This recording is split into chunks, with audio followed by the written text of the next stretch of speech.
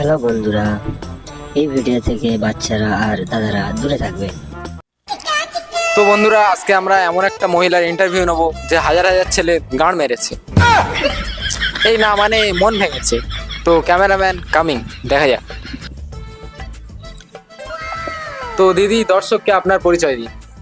নমস্কার, আমি 12 জনটা নিতেও পারি, আবার 12 জনকে দিতেও পারি, তাই পাবলিক আমাদের ছোট্ট করে নাম দিয়েছে 12 ভাতারি। আচ্ছা, আপনার প্রথমের স্ট্রাগলটা কেমন ছিল? এই 12 ভাতারি হয়ে ওঠার পিছনের গল্পটা যদি একটু বলতেন। 12 ভাতারি হওয়া অতটা সহজ না। 12 ভাতারি হওয়ার জন্য বহুত কষ্ট করতে হয়। अच्छा हमको सिखा रही है। আসলে আমি যখন 6-এ পড়তাম, আমি চাই না কোনো ছেলের মন ভেঙে দিই, কারণ আমারটা অনেক বড় মন। আমি সবাইকে দিতে চাই কি ভালোবাসা।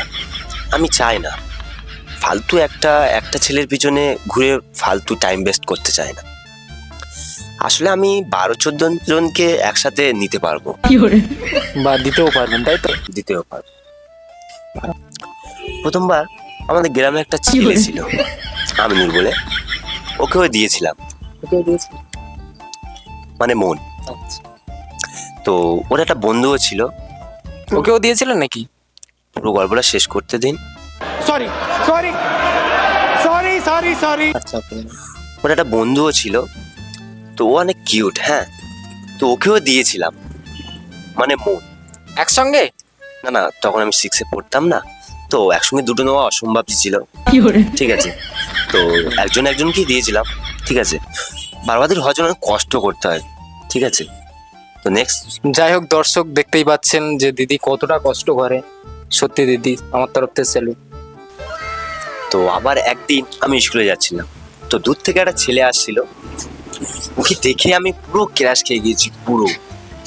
ছেলেটার উপরে জি, ছেলেটা এত কালো বিশ্রী লাগছে কি বলবো। আমি তো ক্রাশ খেয়ে গেছিলাম ওই ইন্টেডার উপরে, যে ব্ল্যাকের উপরে ব্লু কালার। ও সত্যি কি লাগছিল মায়েরি। আচ্ছা, ওই ছেলেটাকেও দিয়েছিলেন? না না পাগল, তখন আমি স্কুলে যাচ্ছিলাম। তো স্কুলের মানে ছুটি হয়ে যাওয়ার পর স্কুলের পাশে ওখানে একটা ঝোপ ছিল, ওখানে গিয়ে দিয়েছিলাম। তো হ্যাঁ, ওই ঝোপটাই। তো তারপরে ও ছেলেটা আমাকে অনেক ভালোবাসতো, আমি ওকে ভালোবাসতাম না, কারণ আমি একটা 12 ভাতারি। আচ্ছা, একদম। তো দিদি, আপনি তাহলে সবাইকেই দিয়ে বেড়ান, তাই তো? হ্যাঁ, আমি সবাইকে দিই, মানে মোট। আচ্ছা, তুমি যে এই সব সময় সবাইকে এত দিয়ে বেড়াও, তা তোমার কোনোদিন মানসিক প্রেশার বা চাপ পড়ে না এরকম কিছু? হ্যাঁ, চাপ তো পড়ে, অবশ্যই চাপ পড়বে, কারণ আমি যখন সকালে ঘুম থেকে উঠি, একে okay good morning, so cute, so beautiful, এগুলোই বলতে বলতে আরো অনেকজনই আছে, সবার নাম বলা যাবে না, কারণ বুঝতে তো পারছো নাম বললে অসুবিধা আছে। তো এদেরই SMS করতে করতে না আমার মাথায় একটা অনেকটা প্রেশার পড়ে যায়। ঠিক আছে, আবার ধরো না আমি কোনদিন এর সাথে ঘুরতে যাচ্ছি, আচ্ছা, তখন বাড়িতে না অনেক মিথ্যা কথা বলতে হয়, যেমন বান্ধবীর বাড়ি যাচ্ছি, বা এক্সট্রা ক্লাস আছে, বা কম্পিউটার ক্লাস আছে। ঠিক আছে, তো এই বলে বলে মানে বাড়িতে ম্যানেজ করা হয়। ধরুন আমি কোনো রেস্টুরেন্টে বসে আছি, তো আম্মা বারবার কল করে বলছে, এই কোথায় রে, হ্যাঁ পড়াশোনা করছিস, পড়াশোনা হচ্ছে না? তো আমি তখন ওই জন্যই বলি যে আমি বান্ধবীর বাড়িতেই আছি, কারণ দূরে বলতে হয়।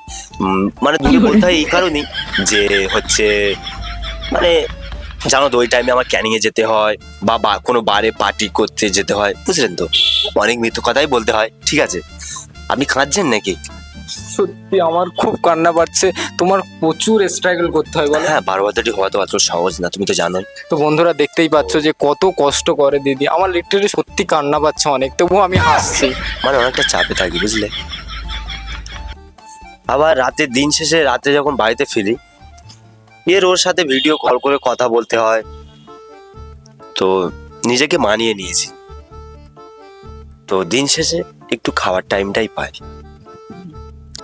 দিদির স্ট্রাগলটা তোমরা সবাই দেখতেই পাচ্ছ।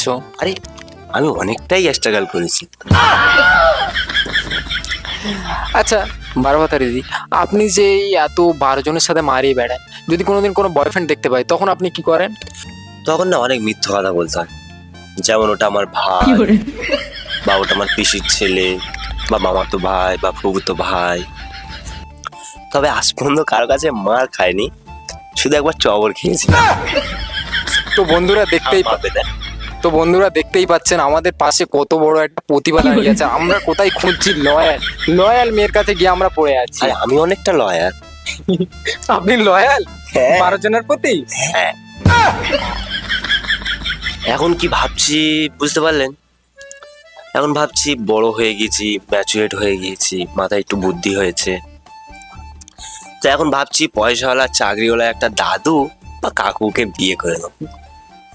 তো তারপর তো বুঝতেই পারছেন, বিয়ের পরে আমি, পাড়ার শেয়ার প্রতি হবেন, তাই তো? তুমিও আসবে। একদম নাম্বারটা দিয়ে দেবে, ঠিক আছে? তো আপনার যে এই 12 ভাতারির প্রকল্পটা আছে, এটা পরবর্তীকালে আমরা কি দেখতে পাবো 24 বা 36 ভাতারি এরকম কোনো কিছু? হ্যাঁ, খা খা খা আমায় চুষে চুষে খা আমায় গিলে গিলে খা আমায় চুষে হ্যালো বাবু, আমাদের এই স্টাইলের গল্পটা একটু করছি, বুঝলে? হ্যাঁ, এই বাবু মা ফোন করছে, রাখো রাখো রাখো রাখো। হ্যাঁ বেবি, হ্যাঁ বেবি বলো। আমি না একটু ধারা ওষুধ মারছি, বুঝলে? আমি একটু পরে ফোন করছি। হ্যাঁ দেখি এটা OnePlus নাকি? বাবা, এটা কে দিয়েছে? এটা আমার একটা কালিল বলে দিয়েছিল, তো আমি ওর প্রতি একটু লয়াল, বুঝলেন? আচ্ছা, যারা দামি দামি গিফট দেয়, ভালো ভালো মানে ফোন টোন দেয়, তাদের প্রতি আপনি লয়াল হন, তাই তো? ও আচ্ছা, আমরা বুঝতে পারছি।